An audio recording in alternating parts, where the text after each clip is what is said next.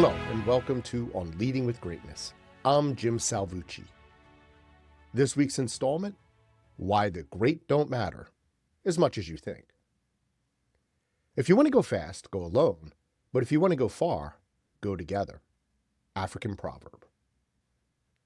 Despite everything we're told, and perhaps believe, greatness doesn't drive lasting progress. Goodness does. Greatness, as we regard it, has to do with one's prominence, such as position, wealth, influence, all relative and limited. Meanwhile, true goodness tends toward the humble and yet can be far more persistent and powerful.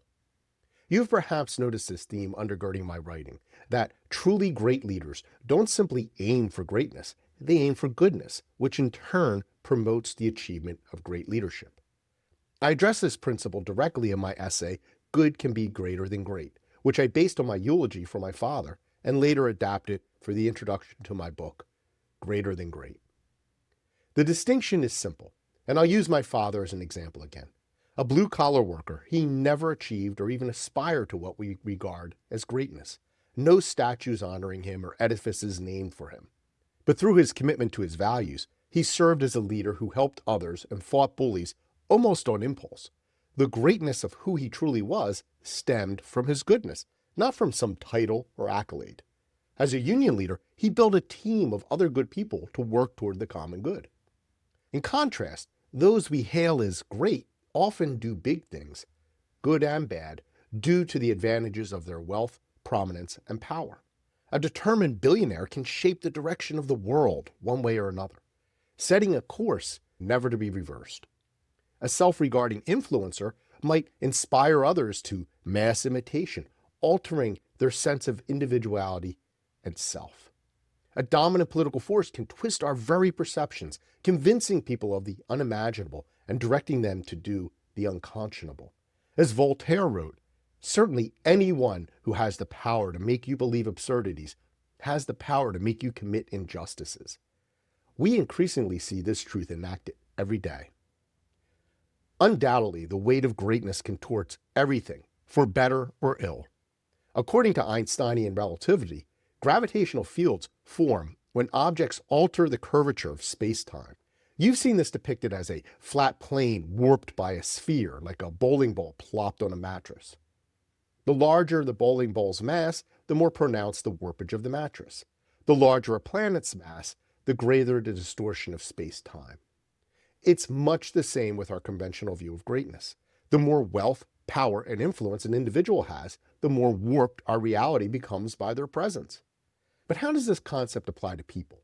In order to understand and explain his scientific principles, Einstein relied on thought experiments. So let's do one ourselves. Imagine yourself at a large but sedate party. Soft music plays in the background while people mill about, gathering in small groups to chit-chat politely, sipping tasty beverages and nibbling salty snacks. Pleasant enough. Now, let's introduce a new element. One more guest entering the room. Maybe the room gets slightly more uncomfortably crowded, causing everyone to adjust. Maybe someone knows the newcomer and shouts out a greeting. Maybe everyone does. Norm! But in short order, the party will return to its previous state if it ever left it at all. One more person barely affects anything for long. That is, unless that new partygoer is a celebrity, maybe a movie star, a professional athlete, a wealthy scion, or a politician. Now what happens to the party when the big shot joins the festivities? As with the previous example, would the little conversation groups just go back to their discussions? Would beverage sipping and snack nibbling continue unabated? Perhaps you, like me, would disdain the disruption, resist the pull, but the room would react around you despite your noncompliance. There might be an explosion of excitement or something less dramatic, but the effect of this great presence would radiate across the partygoers. Heads would rotate, bodies fidget, conversations shift or cease. No matter how mightily you strive to keep your little group on topic, you'd be fighting the redirected flow around you. The mere entrance of a larger, greater, more massive object, the celebrity, would warp the very fabric of the room like a star shaping space-time. There's at once something true about that scenario and something false. Yes, objectively, the famous person's presence would alter the room. At the same time, why should it? What does a person's renown matter at all to the party? You were having an enjoyable conversation, and now this has happened. So what? Why does it become so hard to maintain the pleasant social status quo? Why is everyone gravitating toward that megastar who, it turns out, is much shorter in person? While the exalted guest, like a gas giant, alters the fabric, there is no good or rational reason why they should. Assuredly, they're just another partygoer, much like that woman strutting around in her excessively extravagant cocktail dress, that guy over there who literally laughs like a hyena, and little old you. The famous person is still just a person, albeit one with a critical difference, a massive one. Their luminous and voluminous mass causes them, wittingly or unwittingly, to distort the room, its tone, and even its shape. I think our experience with versions of this scenario is what makes us susceptible to analogous distortions in our understanding of history, philosophy, and politics. We believe fervently in the ability of one person to influence events and lives, a belief manifested in the great man theory of history, in the philosophical basis of objectivism, and even in that beloved American myth of the rugged individual. All of these and other doctrines maintain that lone figures fashion our future somehow. And that makes sense because that's what it looks like. We tell stories with heroes, and those heroes mold the contours of the story. When those heroes are what we call great, or their stories what we call important, their authority within the story, and perhaps even beyond, expands. Maybe they really do great things, important things, large things, world-changing things. But are they good things? Is the hero necessarily good? And what of their greatness? Is it immutable or subject to the vagaries of shifting circumstance? Jonathan Swift's Gulliver's Travels gives a perfect example of the relativistic impact and limits of greatness.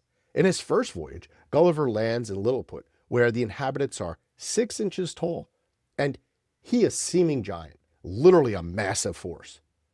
While he relies on his superior size to suppress a catastrophic palace fire in an unfortunate manner, and help the Lilliputians defeat their sworn enemy, his eventual departure restores their self-reliance. After all, Gulliver gone is their status quo. As if to drive home the point, in his next voyage, the unlucky hero finds himself stranded in Brobdingnag, where, though of a normal height, he is many times smaller than the inhabitants, so much so that a homicidal hazelnut imperils his life. Despite being the Queen's favorite entertainment, Gulliver has virtually no impact on their society. Whatever greatness he flaunted in Lilliput becomes subverted, demonstrating that even greatness is relative. Authoritative naivete. I call this propensity to imbue prominent individuals with some preternatural yet amoral supremacy authoritative naivete. While the seemingly great may appear authoritative and profoundly influential, and superficially are, that influence is limited by the movement of time and their allotted proportion of space. It's like a giant tsunami crashing into the shore, a fleeting but massively destructive force, wiping out the good and bad both. Sure, the damage may be catastrophic and the impact long-lived, but in time, that place will find new rhythm and shape despite the tsunami. How? The tsunami may have altered things for all time to come, but what returned everything to working order? What spawned a rebuilding? What drove progress? Notice that the new structures represent improvements over the ones lost. The tsunami didn't do that, so who did? While the tsunami can assuredly make profound changes in virtually no time, its very rapidity limits its influence in the long run. That leaves us with a question then. What force drives movement and progress over time when no great personage or tsunami arrives to muck things up? The answer has less to do with great individuals working alone and much more to do with good people working together. Our authoritative naivete causes us to wonder at the singular phenomenon, the tsunami, while ignoring everything that comes before and after it, the build and the rebuild. Authoritative naivete is the uncritical assumption that prominence, be it through wealth, fame, position, or influence, indicates inherent greatness, capacity, and even morality. It credulously presumes that just because someone has authority, or its appearance, they must be extraordinary, the very opposite of a belief in the power of collective goodness.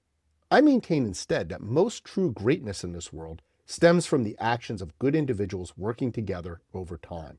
That the best companies, universities, cities, etc., may start or change with the influence of one prominent person, but their true value comes from the whole, from their wholeness.